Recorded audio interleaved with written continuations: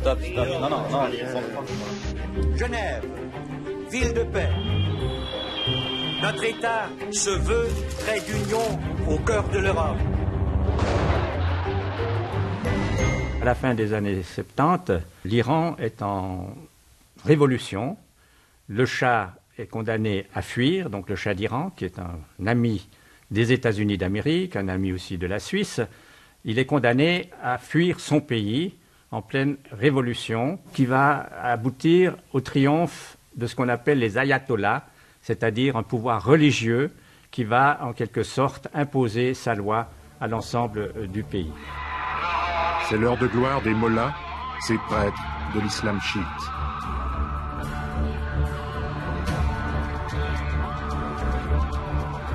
Après 30 ans de monarchie, l'Iran vit maintenant sous l'autorité de l'ayatollah Khomeini. Il n'y a plus ni armée ni police. Ce sont les milices révolutionnaires qui assurent l'ordre. Le gouvernement iranien révolutionnaire exige qu'il transfère les États-Unis pour jugement le Shah d'Iran. L'armée doit être au service du peuple, dit-il, et non pas à celui des Américains. On ne savait pas de quoi demain serait fait. Voilà.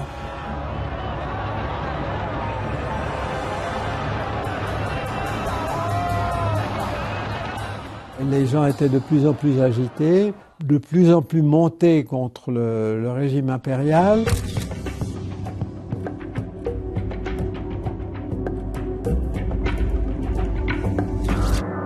Et puis, les premiers coups de feu. C'était les révolutionnaires qui attaquaient toute la région.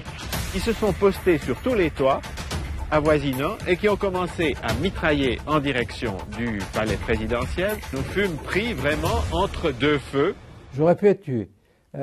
J'ai eu le réflexe que grâce à mes écoles militaires en Suisse, de me jeter par terre. Nous nous sommes mis dans les coins ou dans les corridors et aplatis et avons pris les mesures qu'on prend lorsqu'on pense que la fortification sera prise dans quelques minutes, c'est-à-dire que nous avons détruit un grand nombre de documents, nous avons préparé les extincteurs, nous avons préparé la pharmacie.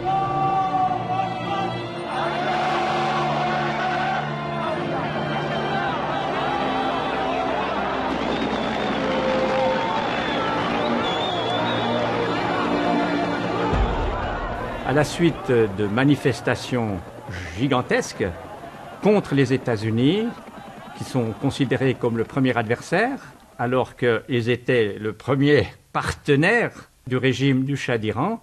Et donc, ça va aboutir à des incidents, évidemment, d'une rare violence au niveau diplomatique.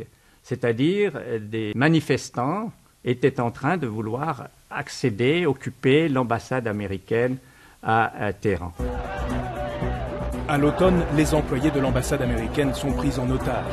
C'est Eric Lang qui, le premier, proteste auprès des nouvelles autorités et qui rend visite à certains des prisonniers sans attendre les consignes de Berne.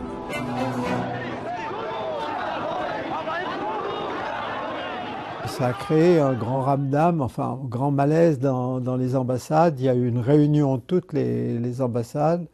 Et puis, j'ai pris la parole en disant que je trouvais qu'une attaque de ce genre était contraire aux conventions de Vienne et contraire aux droits des gens, quoi. Et là, la diplomatie suisse va entrer en jeu. Elle va d'ailleurs jouer un rôle assez important dans cette affaire. Capital. Je dirais que dès le premier jour de la prise des otages, les Suisses ont commencé à jouer un rôle très très important.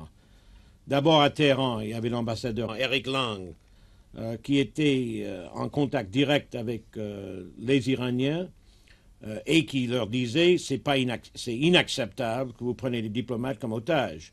Ça m'a marqué un peu, non pas comme pro-américain, mais comme défenseur du droit international public. D'où est venue vraisemblablement la demande américaine au gouvernement suisse si la Suisse serait d'accord de représenter les intérêts diplomatiques consulaires américains en Iran.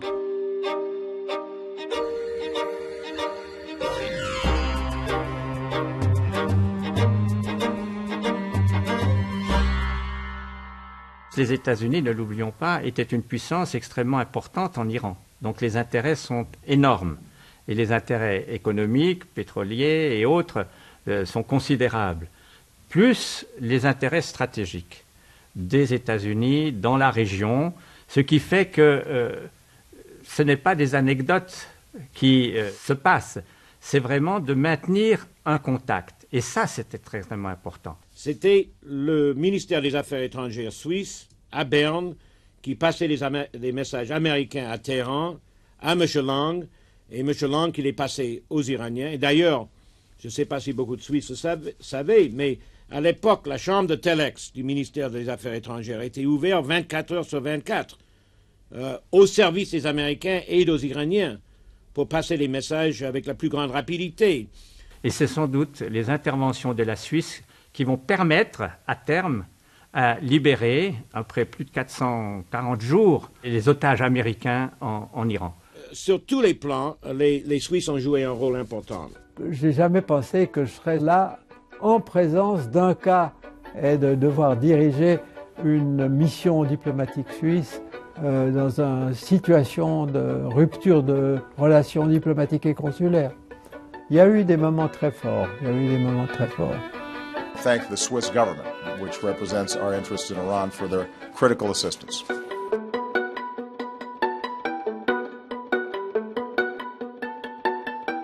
Alors ça, c'était le départ de cette mission. Mais personne à l'époque n'aurait pu imaginer que ça allait durer si longtemps, puisque cette mission de bons offices de la Suisse et de protection des intérêts américains en Iran dure jusqu'à nos jours.